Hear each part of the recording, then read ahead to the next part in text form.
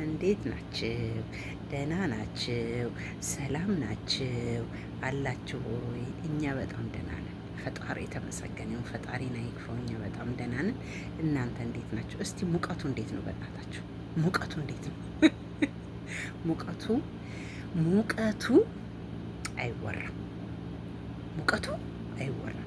አይንጀራ አይንጀራ የማያስገባን ቦታ የለ፣ የማያሳየን ቦታ የለ። የእንጀራ ጉዳይ ይሄ እንጀራ የሚባል አይወራም። እስኪ ተውኝ፣ እስኪ ተውኝ። ስደቱ እንቻለው፣ ሙቀቱን እንቻለው፣ የቤተሰብ ናፍቆቱን እንቻለው። እንዲሁ ስንቱ ነው የሚቻለው? እስቲ ንገሩኝ።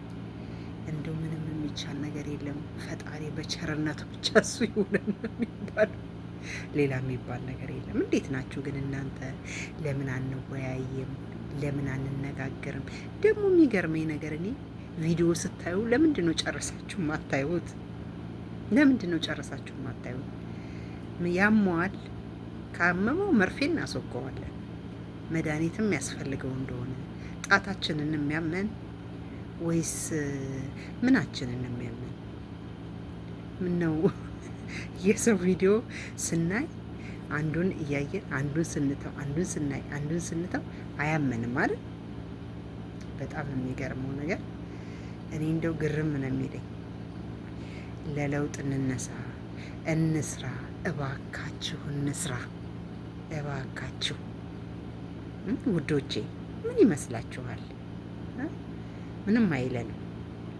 ጊዜን ብናሳልፍ ብንወያይ፣ ምን እንስራ ጓደኞቼ፣ ምን እናድርግ ጓደኞቼ? የምግብ ቪዲዮ ብንለቅ ይሻላል ወይ? የውይይት ቪዲዮ ብንለቅ ይሻላል? ምን ይሻለናል እያልን ብንወያይ፣ እያልን ቪዲዮ ብንሰራ ምንም አይደለም አይደል? ምክንያቱም ለራሳችን ስለሆነ። ግን እኛ ለራሳችን በፍጹም መስራት አንችልም። ያመናል፣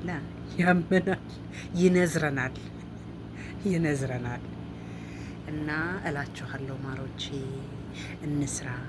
ተሰደን ወተን አገራችን ስንገባ የራሳችን ነገር ያስፈልገናል። እንደው ስራ እስቲ ተቀጥረን ከምንሰራ ሀገራችን ከገባን አሁን በቂ ብር ካልያዝን፣ ምክንያቱም ቤተሰብ ስንረዳ ነው የምንኖረው። ልጅ ያለው ልጁን ሲያሳድግ፣ ወንድም ያለው እህት ያለው ወንድም እህቱን ሲያስተምር ሲያሳድግ፣ ቤተሰብ ሲረዳ፣ አቅመ ደካማ እናት ያለው አለ፣ በሽተኛ ቤተሰብ ያለው አለ፣ በሽተኛ እናት ያለው አለ፣ እህቶቹን ወንድሞቹን የሚያስተምር አለ፣ ልጁን የሚያሳድግ አለ፣ 2-3 ልጅ ያለው አለ። እኔ ለምሳሌ አሁን 16 ልጅ አለ። 16 ልጅ ነው የማሳድገው። እንዴ ከኔ የሚብሳል አሁን ማንም የለም። 16 ልጅ ነው የማሳድገው። አውቃቸዋል። 16 ልጅ ነው ያለኝ። አልሐምዱሊላህ ረብል ዓለሚን። እሱን አይክፋው ለሰጠኝ ጌታ። እናንተም ከኔ ተማሩ። ነገ 16 ልጅ መውለድ አለባችሁ። አገራችሁ ገብታችሁ 16ቱን ካልቻላችሁ 6ቱን ደግሞ ከቻላችሁ ደግሞ 8። ምክንያቱም ሙሉ መሆን አለበት። ጎዶሎ አያስፈልግም። ሙሉ ነው መሆን ያለበት። እኔ 16 ነው። 16ቱን ቀጭ ነው ያደረኩት። ቶሎ በላይ በቃ ስቶፕ አልኩና አሁን የሚያስፈልገኝ ስደት ነው አልኩ።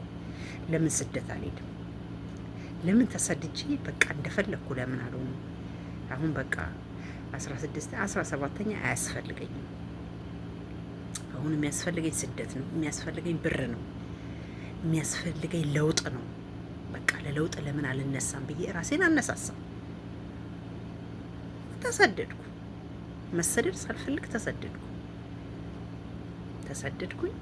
መስራት ስላለብኝ፣ ማግኘት ስላለብኝ፣ ማጌጥ ስላለብኝ፣ መዋብ ስላለብኝ፣ ራሴን ማንነቴን መቀየር ስላለብኝ ተሰደድኩ። ገባችሁ አይደል? ስለዚህ እናንተ ደግሞ ያልወለደ አለ፣ በስደት ዓለም ሆኖ ያልወለደ አለ፣ ያላገባ አለ። ያላገባችሁ አግቡ። ሀገራችሁ ገብታችሁ እኔ ልምከራችሁ፣ ወላ ሀገራችሁ ገብታችሁ አግቡ፣ ውለዱ።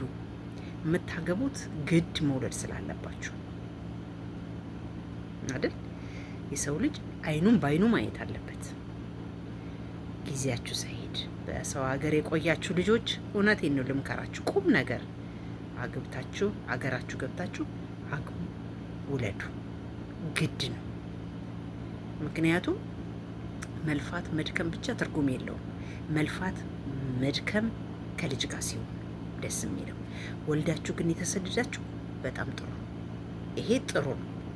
ያልወለዳችሁ በሰው ሀገር ግን ቤተሰቤን እረዳለሁ፣ እናቴን እረዳለሁ፣ አባቴን እረዳለሁ፣ ቤተሰቦቼን ገና እህቶቼ የሚማሩ አሉ፣ የሚወለዱ አሉ፣ የሚያድጉ አሉ ስትሉ እናንተ ለራሳችሁ ሳትሆኑ ታልፋላችሁ። ምን ትርጉም አለው? ምንም ትርጉም አልባ ትርጉም አልባ መሆኑ። ስለዚህ የራሳችሁ ህይወት ያስፈልጋችኋል። በትዳር ደረጃ ራሱ ባትኖሩ ልጅ ግድ ይላችኋል። ገብታችሁ ለምን እንደው አመት 2 አመት አብሮሽ ኖሮሽ ወጥቶ ቢሄድም የራሱ ጉዳይ ነው። አይንም ባይንሽ ካየሽ እኔ በእንደዚህ አይነት ነገር ነው ምን አገባኝ። ስለዚህ እንደኔ 16 ባትወልዱ እንኳን 6ቱን